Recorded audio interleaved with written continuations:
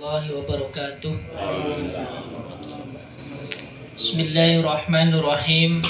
Alhamdulillahi rabbil alamin wa amdulu salatu wa tamu taslim ala sayyidina maulana Muhammadin wa ala alihi wa sahbihi ajma'in. Allahumma akhrijna min dhulumatil wahmi wa akrimna bin nuril fahmi wabta' alaina bi ma'rifatil ilm wa sahil akhlaqana bil hilmi waj'alna mimman yastami'una al-qawla fayattabi'una ahsanah. Melanjutkan yang kemarin kita membahas tentang suratul tilawati, tentang tempo daripada bacaan Al-Quran.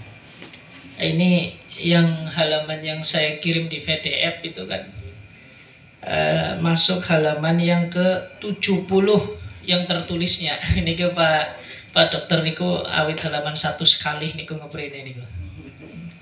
Halaman 70 niku kan. Oke. Niku nggih sing teng HP. Halaman sing 70. Al-makhariju ar-ra'isiyatu lil hurufil arabiyyati. Jadi ini adalah makhraj utama dari huruf-huruf Arab. Ya, kita kenal bahwasanya huruf hijaiyah itu kan jumlahnya itu ada 28 atau 29. Ya, antara 28 dan 29. Setiap daripada huruf-huruf tersebut itu memiliki makhraj.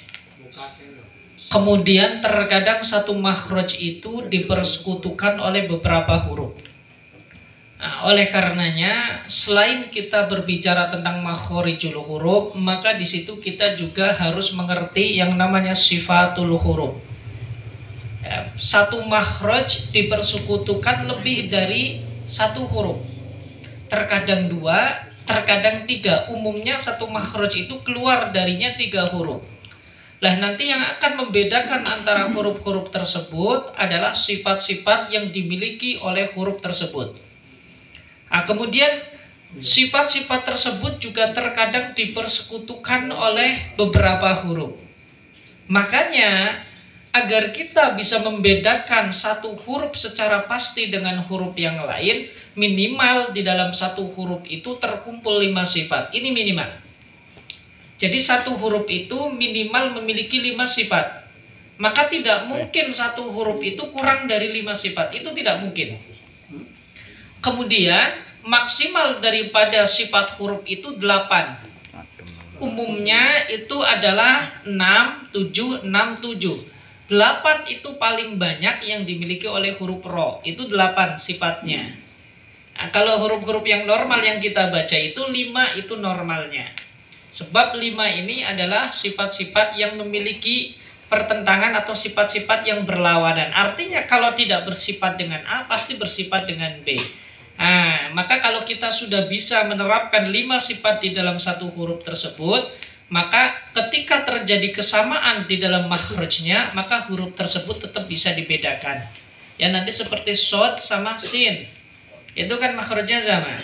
Shin sama za itu mirip, tapi nanti sifatnya yang berbeda. Itu yang nanti akan membedakan. Makanya terkadang nanti ketika kita berbicara tentang makharijul huruf itu kan yang dasar itu ada 5. Dari 5 ini keluar huruf 28. Kan tidak mungkin kalau misalkan hurufnya 28, makhrajnya 5, tidak mungkin satu makhraj itu untuk satu huruf. Maka pasti satu makhraj itu lebih dari satu huruf. Nanti yang membedakan itu adalah sifat-sifat huruf tersebut. Yang pertama itu panjenengan ada al-jauf. Al-jauf itu adalah rongga ya. Baik rongga mulut maupun rongga tenggorokan. Ini longga. Kemudian yang kedua al-halak. Nah, halak ini tenggorokan kita. Kemudian al-fam, mulut kita. Khaisum itu adalah lubang hidung kita. Itu secara umum. Nanti ada satu lagi lisan itu. Makanya panjenengan kalau melihat ini tidak seperti yang tidak dasar, tapi nanti saya akan memberikan poin-poin yang penting saja karena saya yakin panjenengan sudah paham semua itu. Kemudian itu dari halaman 71 di situ ada al-makharij ar-ra'isiyati lil hurufil arabiyyati. Ya, panjenengan itu bisa melihat Khaisum itu adalah rongga hidung. Dan ini khusus bagi huruf-huruf yang punya sifat gunnah. Nah, ini. Jadi khaisum itu rongga hidung khusus bagi gunnah. Makanya bagi huruf-huruf yang tidak memiliki sifat gunnah, keluarnya kemarin harus dari mulut. Jadi panjenengan ketika mengucapkan kaf, ka, la, itu harus dari mulut. Nah, kemarin caranya kan untuk membedakan apakah ini murni keluar dari mulut ataupun tidak, itu kan panjenengan dengan menutup hidung. Kalau panjenengan menutup hidung ternyata tidak ada perubahan suara, berarti panjenengan sudah mengeluarkan huruf pada atau sesuai pada jalurnya. Tetapi kalau ternyata masih semi-semi mengalami perubahan, berarti pengeluaran huruf yang dilakukan oleh panjenengan itu masih belum sempurna. Ini prolog. Itu kemarin sudah dipraktekkan juga. Jadi panjenengan kalau bilang a tanpa menutup hidung, kemudian ditutup hidung, a, itu. Kalau tidak ada perubahan signifikan, maka itu sudah pasti panjenengan berarti sudah mengeluarkan sesuai pada tempatnya. Tetapi kalau panjenengan ternyata ketika mengeluarkan a itu masih bercampur, maka ketika ditutup dan dibuka beda.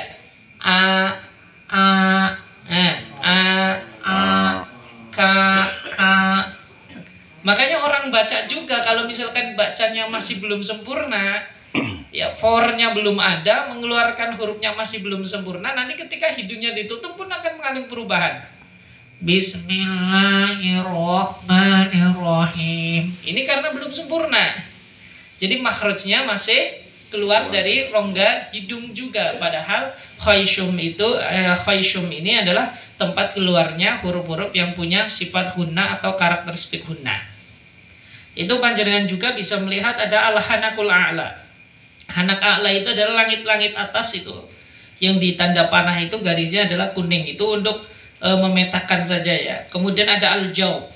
Jaub itu panahnya dua itu ya. Ada yang mengarah ke hijau, kemudian ada yang mengarah ke ungu. Nah, itu artinya bahwasanya rongga ini mencakup rongga mulut dan juga rongga tenggorokan. Nah ini yang menjadi pertanyaan, kok ada makhraj itu jauh? Ya, rongga itu kan tidak punya pijakan. Makanya karena memang ada jauh ini, karena memang ada jauh tempat keluar itu berupa rongga, ahli tajwid itu lalu memberikan kategorisasi, ada makhraj yang muhaqqaq, ada makhraj yang muqaddar. Muhaqqaq itu jelas, di mana lidah itu berpijak itu jelas.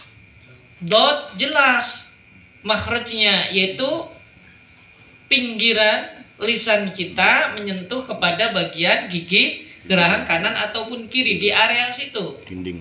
Ada pijakannya. Qaf ada pijakannya. Kemudian lam ada pijakannya. Kemudian hamzah ada pijakannya.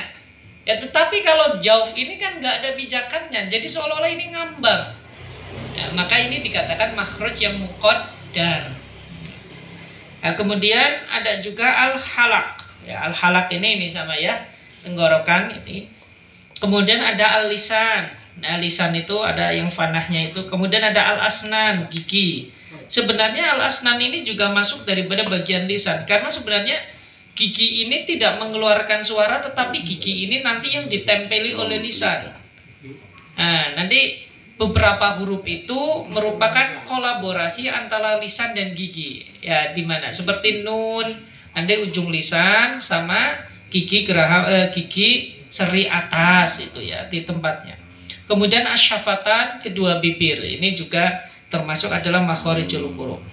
Nah, ini secara umum garis besarnya demikian, tapi nanti secara detailnya kita akan melihat pada setelahnya.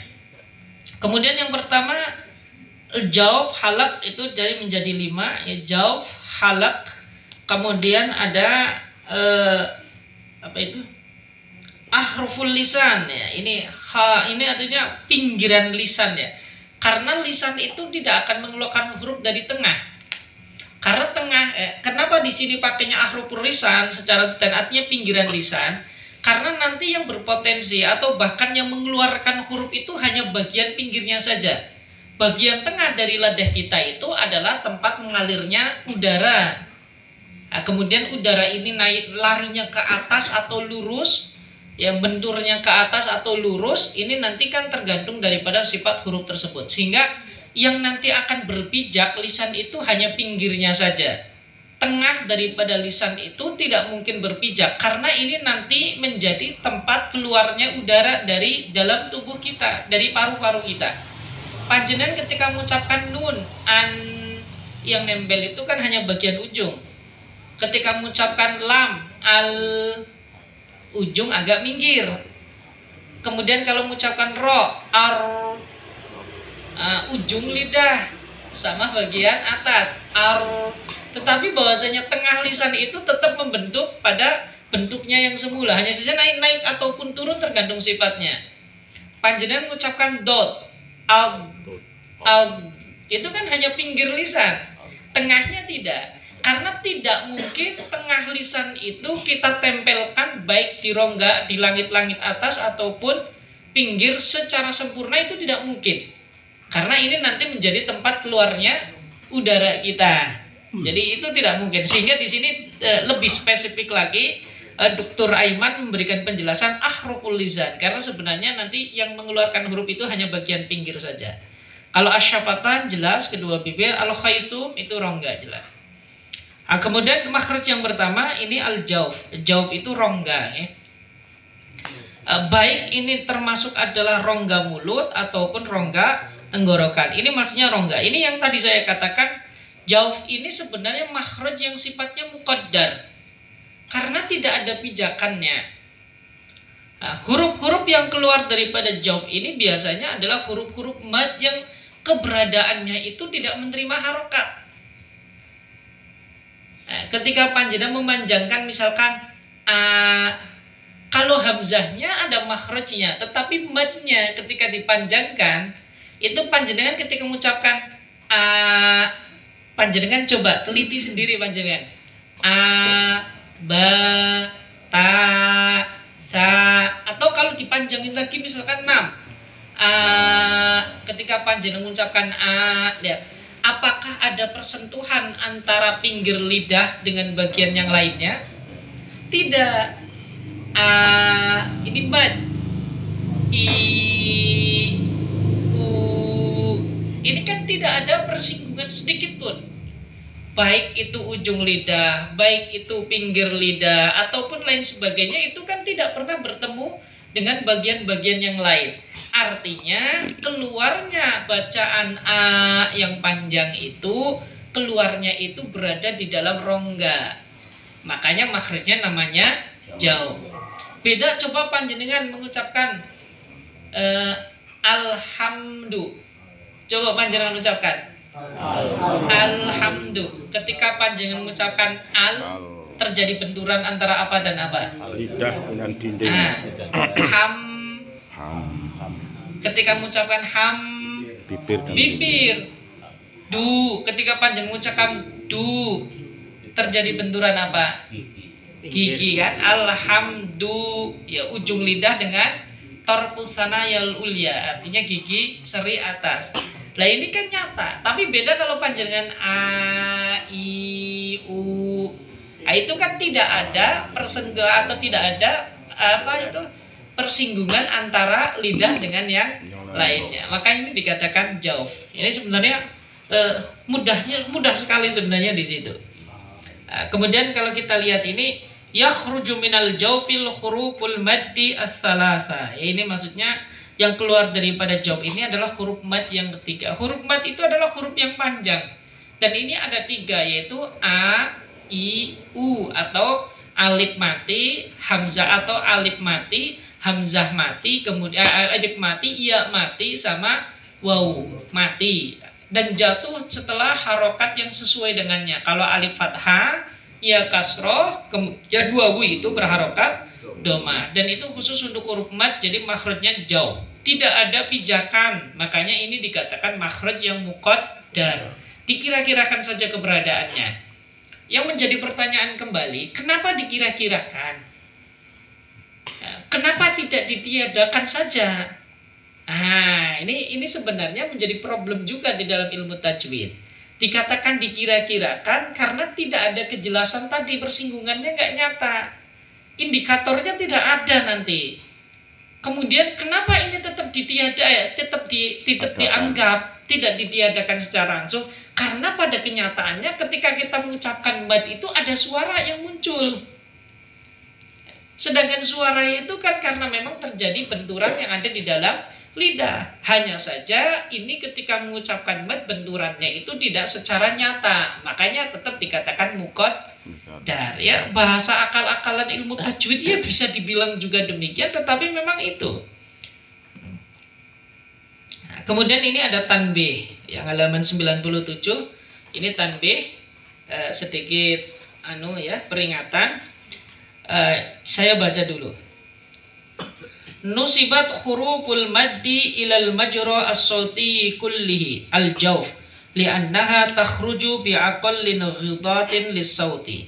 Maksudnya ini, huruf-huruf mad itu dinisbatkan kepada al-majra as-sauti. Maksudnya kepada aliran angin seluruhnya. Ya, ini kan dari sini. Ketika kita bernapas itu salurannya kan dari sini.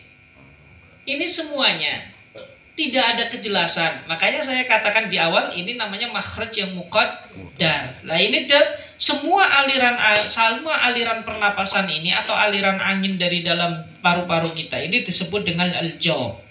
Kenapa ini disingkat? Kenapa ini harus semuanya? Li'annaha takhruju bi'aqallin dighatin lis-sauti. Karena ini akan muncul tanpa ada penekanan yang keras. Bahkan kalau bisa dikatakan itu tidak ada penekanan sama sekali.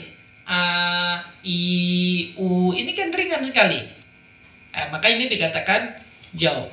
Fayakunul lisani fi wad'ir rahati fil alifi. Jadi ketika mengucapkan alif yang mad, lisan itu tidak bergerak. Makanya saya tadi katakan tidak ada persinggungan antara lisan dengan anggota yang lainnya. Baik itu langit-langit atas, ataupun ujung gigi, ataupun pinggir gigi. Baik itu gigi seri ataupun gigi geraham dan lain sebagainya, tidak ada. Sehingga lisan itu tetap pada keadaan yang natural, alaminya. Panjenengan ketika mengucapkan apa lisan panjenengan bergerak-gerak mencari arah? Tidak natural. Kemudian wayar tapi wasatuhu fil ya.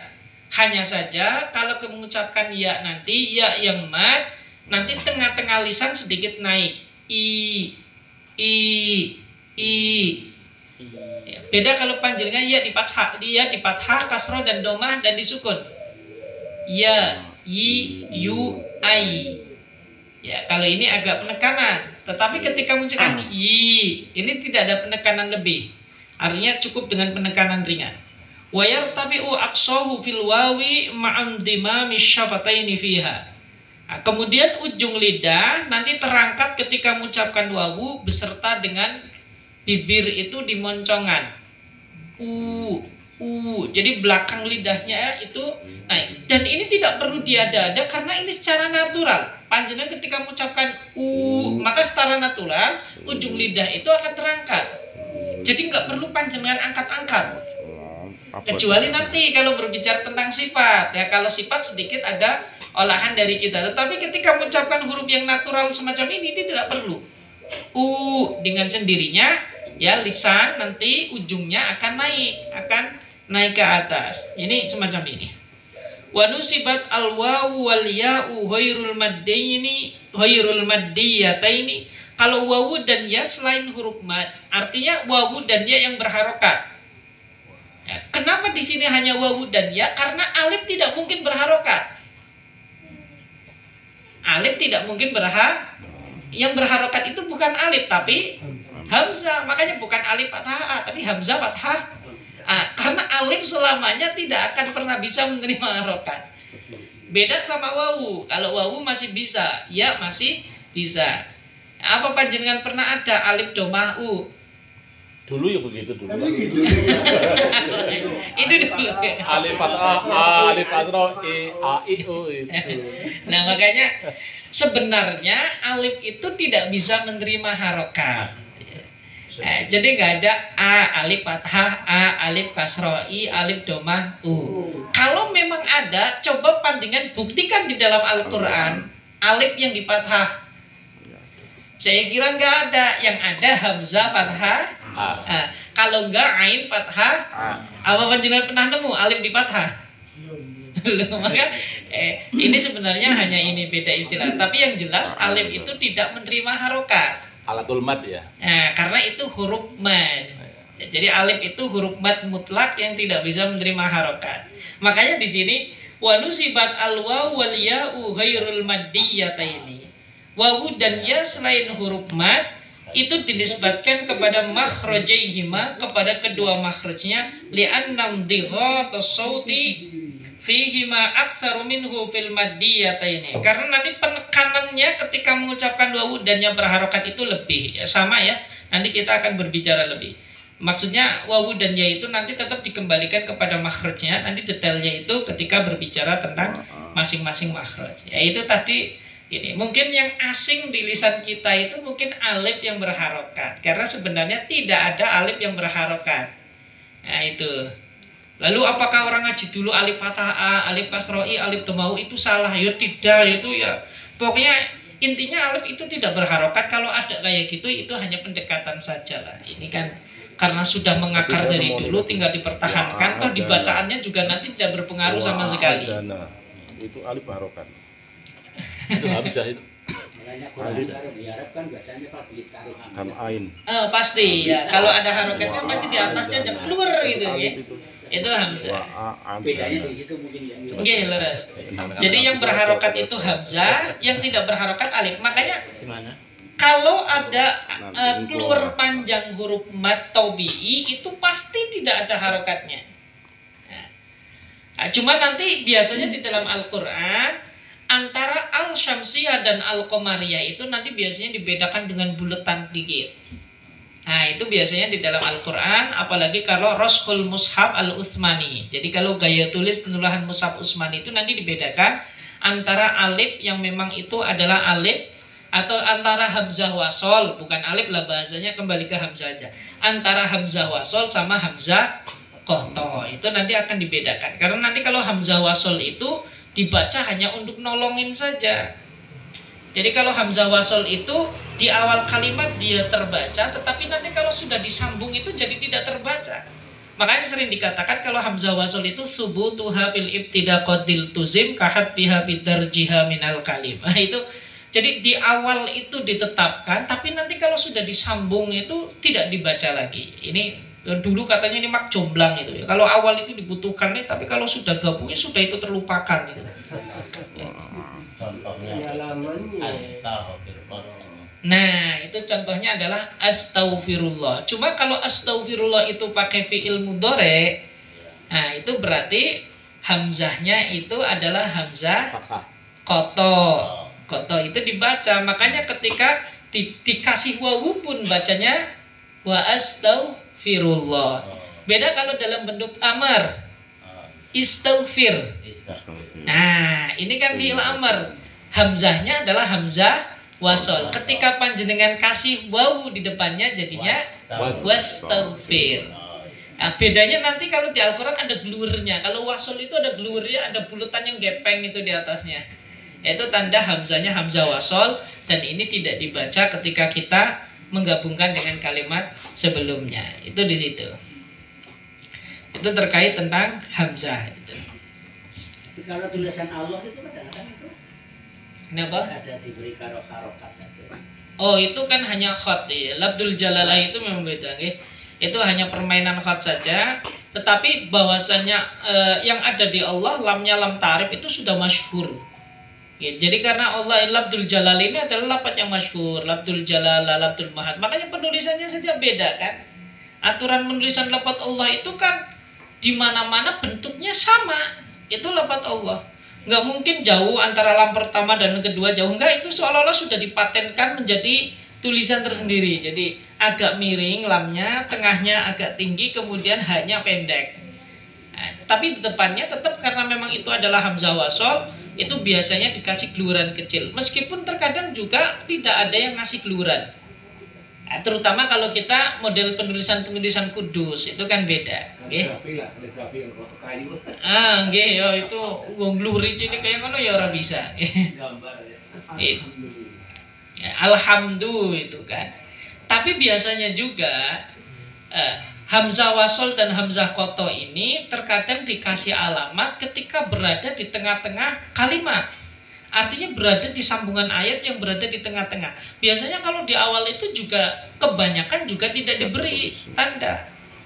Nah, karena nanti di sini juga kita bisa membedakan mana yang al-samsiyah, mana juga yang al-qomariyah. Itu dengan sendirinya natural lah. Al-samsiyah dan al-qomariyah itu natural. Kalau kita itu sudah biasa membaca itu tanpa kita harus mengetahui aturan bakunya pun nanti lisan kita itu akan tergerak. Orang membaca alhamdu ya pasti alhamdu, nggak mungkin ahamdu, karena natural lidahnya. Kemudian wal fajr, pasti panjenengan dia bacanya wal fajr, nggak mungkin wal fajr. Wasyamsi, nggak mungkin panjenengan itu bacanya wal syamsi, karena biasanya karena saking terbiasanya maka tanpa harus kita menghafal mana huruf qamariyah dan mana huruf syamsiyah itu terkadang sudah bisa membedakan dengan sendirinya. Ini keistimewaan di dalam Al-Quran itu memang demikian. Jadi mungkin banyak di antara kita itu yang ketika membaca Al-Quran sebenarnya teorinya itu agak lupa-lupa ingat. Tetapi karena sudah menjadi kebiasaan sehingga kita paham ini panjang, ini pendek. Terutama biasanya huruf ikhfa. Apa panjenengan hafal huruf ikhfa yang ada 15? Jangan nopo panjenengan kalau tinggal huruf ikhfa yang ada 15. Kalau dulu di pondok kan enak ya, sibda sana kam jadadah sunkot dum toyiban sidni tukang dodo 5. Tapi kan ketika membaca Al-Quran kan nggak mungkin kita sibda sana kam jadadah ini ikhfa. Karena saking kebiasaannya kita tahu ini ikhfa. Makanya kan biasanya di antara hukum-hukum tajwid yang kebanyakan orang tidak hafal itu hurufnya ikhfa. Karena orang punya prinsip, pokoknya kalau selain idgham, selain iqlab, selain idhar, ya itu sudah itu ikhfa udah. Otomatis. Kalau idhar itu panjenengan pasti hafal. Itu kalau idhar masih hafal karena hurufnya cuma 6. Nah, iqlab panjenengan hafal. Pokoknya panjenengan kalau bukan ikhfa, kalau bukan idhar, kalau bukan iqlab, kalau bukan idgham. Idgham itu hurufnya berapa? Nah, idgham bihuna atau bilahuna jumlahnya 6. Hafal panjenengan. Rol yanmu. Ya, tuh hafal. Tapi kalau panjenengan ikhfa coba disebutkan hurufnya satu-satu. Enggak. Karena kebanyakan orang patokannya kepada yang sedikit itu yang dihafal. Makanya ikhfa itu juga saya katakan, karena saking kita itu terbiasa membaca Al-Quran dengan ilmu tajwid, terkadang kaidah itu kan tidak muncul. Jadi karena saking naturalnya itu akhirnya kita itu sudah terbiasa jadi ini. Nah, ini juga menjadi apa ya? Filsafat daripada pembentukan disiplin ilmu. Ini penting nih ya. Di antara filsafat pembentukan ilmu keislaman itu antara kaidah yang tertulis dengan kaidah yang tidak tertulis itu lebih dahulu kaidah yang tidak tertulis. Jadi kategorisasi ikhfa, idhar, iqlab, idgham dan lain sebagainya itu muncul manakala apa ya? Perasaan orang terhadap bacaan itu sudah semakin lemah. Ini kini di dalam ilmu keislaman. Jadi teori itu muncul bukan karena teori itu digunakan untuk membaca Al-Quran, tidak. Tetapi bacaan Al-Quran itulah yang memunculkan teori. Makanya tadi enaknya Al-Quran itu ketika kita tidak hafal qaidahnya pun kalau kita sudah terbiasa maka akan lentur. Saya yakin panjenengan ketika membaca Al-Quran itu kan gak kepikiran idgham, iqlab ini kan. Cuma karena sudah terbiasanya jadi ya ini sudah ini idgham. Tapi baca apa mikir ini idgham ini bacaannya segini. Lo yang nggak sempet yo tadaburnya nanti nggak ada. Makanya dulu kalau kita berbicara tentang orang-orang zaman dulu itu bagaimana mereka membaca Al-Quran, apakah dengan tajwid? Ya. Apakah dengan tajwid yang terbuka? Kan tidak. Kalau dalam bahasa agama yang namanya bisalikotihim, dengan kenaturalannya itu ya. Jadi ya memang orang natural semacam itu. Contoh misalkan, ini kalau kita berbicara tentang natural atau alami, orang Banyumas yang terlahir di Banyumas tanpa harus dilatih dengan apa itu namanya? Nah, gaya bahasa orang Banyumas, dialektika orang Banyumas pun dia ngucapnya pasti gaya Banyumas. Ya, Ini, ya mestilah. nah itu karena bisali kotihim, Biasa. bisali kotihim. Bahkan kan kalau kita lihat coba, kalau disiplin ilmu-ilmu keislaman bukan hanya tajwid, usul fikih muncul abad kedua. Apakah di zaman sahabat nggak paham usul fikih? Oh tidak, mereka paham bisali kotihim. Ya tadi itulah natural lah. Nah, kemudian ilmu hadis itu muncul kapan? Oh setelah gencar munculnya hadis-hadis palsu. Abad kedua, abad pertama apa Imam Malik nggak paham ilmu hadis? Oh paham, tetapi bisali kotihim. Artinya ya sudah, karena sudah menyatu dengan rasa, maka tidak perlu lagi untuk dituliskan. Yang perlu dituliskan itu adalah sesuatu yang belum nyatu. Ilmu tasawuf misalkan, panjenengan paham tasawuf nggih? Lah itu kan baru matang itu di tangan Al-Ghazali. Sebelumnya itu kan pertama Dhunnun Al-Misri. Tapi kan apakah sahabat bukan seorang sufi karena belum ada muncul ilmu tasawuf? Tidak, karena tasawuf dulu itu menyatu dengan hati. Lah kalau kita kan enggak, kita kan paham teori tetapi pada kenyataannya tidak masuk ke dalam hati. Itu kan model-model seperti kita itu di situ. Nah ini hanya kita kembali kepada filsafat daripada ilmu tajwid ini. Jadi memang ini terbukukan ketika perasaan kita atau pada perasaan orang-orang di saat itu sudah mati lah ya, tidak bisa merasakan Al-Quran sebagaimana semestinya dan juga tidak bisa merasakan keunikan daripada bahasa Arab sebagaimana semestinya, maka muncul ilmu tajwid.